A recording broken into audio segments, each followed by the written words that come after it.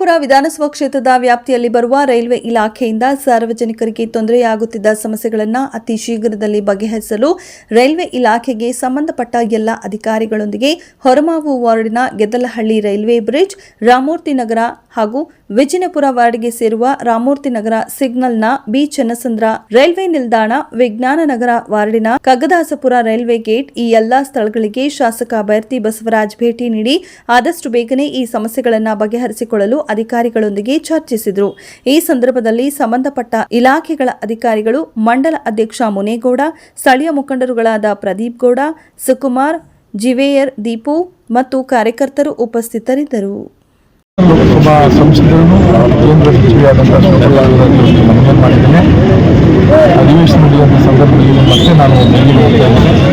ಹೋಗಿ ಏನು ಹಳೆ ಮದ್ರಾಸ್ ರಸ್ತೆ ಇದೆ, ಓಲ್ಡ್ ಮದ್ರಾಸ್ ರೋಡ್ ಇದೆ, ಅದಕ್ಕೂ ಕೂಡ ಮುಖ್ಯ ಕಾಣಿಸ್ಕೊಂಡ ಕೆಲಸ ಖಂಡಿತವಾಗಿ ಇನ್ನು 2 ವರ್ಷದಲ್ಲಿ ನಾನು ಮಾಡ್ತೀನಿ ಅನ್ನೋ ವಿಶ್ವಾಸ ಅದನ್ನು ಅವರು ಕೂಡ ಮಾಡ್ಕೊಡ್ತಾರೆ ಅನ್ನೋ ವಿಶ್ವಾಸ ಇದೆ.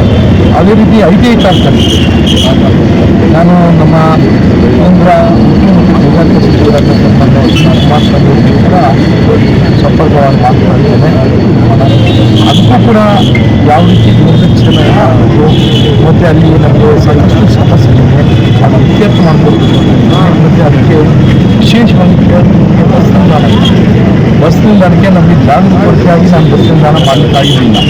ಅದಕ್ಕೆ ಜಾಗವನ್ನು ಕೂಡ ನಮಗೆ ಮೀಸಲಿಟ್ಟುಕೊಳ್ಳಿ ಅಂತ ಹೇಳಿ ನಾನು ಅದನ್ನು ಕೂಡ ಮನವಿಯನ್ನು ಮಾಡೋದಿಲ್ಲ. ಮುಂದಿನ ದಿನದಲ್ಲಿ ಅವನು ಕೂಡ ಕ್ಷೇತ್ರಕ್ಕೆ ಭೇಟಿಯನ್ನು ಮಾಡಿ ಅದೊಂದು ಕೆಲಸಕ್ಕೆ ಭೇಟಿಯನ್ನು ಮಾಡ್ಕೊಂಡು ನಾನು ಮೊದಲನೇದಾಗಿ ನಮ್ಮ ಕೇಂದ್ರದ ಎಲ್ಲ ಸಚಿವರಿಗೆ, ಸನ್ಮಾನ್ಯ ಪ್ರಹ್ಲಾದ್ ಜೋಶಿ ಅವರಿಗೂ, ನಮ್ಮ ಶೋಭಾ ಕರಂದ್ಲಾಜೆ, ನಮ್ಮ ವಿ ಸೋಮಣ್ಣ ಧನ್ಯವಾದಗಳು. ಇವತ್ತು ರಾಜ್ಯದಲ್ಲಿ ಅನೇಕ ಸಮಸ್ಯೆಗಳಿದೆ ಅಂತೇಳಿ ಅವರು ಮನವರಿಕೆ ಮಾತುಕತೆ ಅವರು ನಿನ್ನೆ ಬೆಂಗಳೂರು ನಗರದ ಎಲ್ಲ ರೈಲ್ವೆ ಇಲಾಖೆ ಹಿರಿಯ ಅಧಿಕಾರಿಗಳನ್ನ ಸಭೆ ಕರೆದಾಗ ನನಗೆ ಫೋನ್ ಮುಖೇನ ನನ್ನನ್ನು ಕೂಡ ಬರಬೇಕು.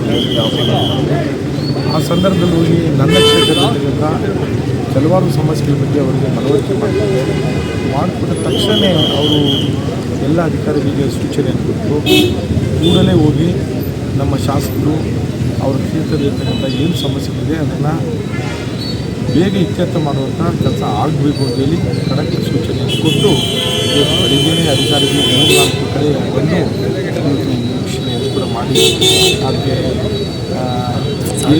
ಆ ಕೆಲಸಗಳು ಆಗಬೇಕು, ಅದಕ್ಕೆ ಖಂಡಿತವಾಗಿ ಮಾಡಬೇಕು ಕೂಡ ಪತ್ರಿಕೆಯಲ್ಲಿ ನಾನು ನಮ್ಮ ಕ್ಷೇತ್ರದ ಎಲ್ಲ ನಾಗರಿಕರ ಪರವಾಗಿ ವಿಶೇಷವಾಗಿ ರೈಲ್ವೆ ಸಚಿವರಾದ ಸೋಮಣ್ಣರಿಗೆ, ನಮ್ಮ ಕೇಂದ್ರೀಯ ರೈಲ್ವೆ ಸಚಿವರಾದಂಥ ನಮ್ಮ ಇವ್ರಿಗೂ ಕೂಡ ನಾನು ಧನ್ಯವಾದಗಳು ತಿಳಿಸ್ತೇನೆ. ಯಾಕಂದರೆ ಇದು ಭಾಳ ಜ್ವಲಂತ ಸಮಸ್ಯೆ.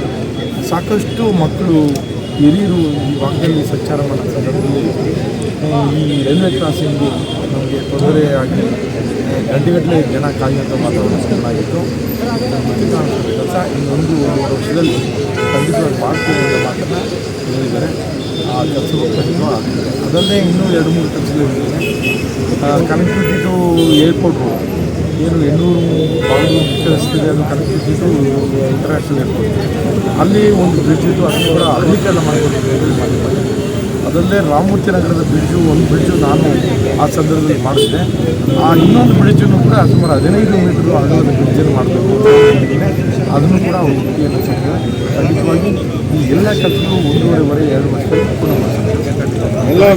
ನಾನು ಅಭಿವೃದ್ಧಿ ಒಂದು ನಿಮಿಷ ಅವರು ಇಂದಿನ ಸರ್ಕಾರ ಈಗ ಅವಧಿನಲ್ಲಿ ವಿರೋಧ ಪಕ್ಷ ನಾಯಕರಿದ್ದಾಗ ಏನು ಮಾಡ್ತಾ ಇದ್ರು, ಈ ರೀತಿಯಾಗಿ ₹1 ಹೆಚ್ಚಳ ಮಾಡಿದ್ರೆ ಸಾರ್ವಜನಿಕರಿಗೆ ಎಷ್ಟೊಂದು ತೊಂದರೆ ಆಗ್ತದನ್ನ ವಿವರಣೆಯಾಗಿ ಹೇಳಿದ್ರು.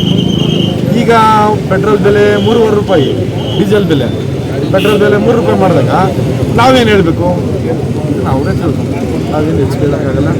ರಾಜ್ಯದ ಮುಖ್ಯಮಂತ್ರಿಗಳಿದ್ದಾರೆ, ಇವತ್ತು ಜನರ ಮೇಲೆ ಹೊರೆಯನ್ನು ಹಾಕಿದ್ದಾರೆ.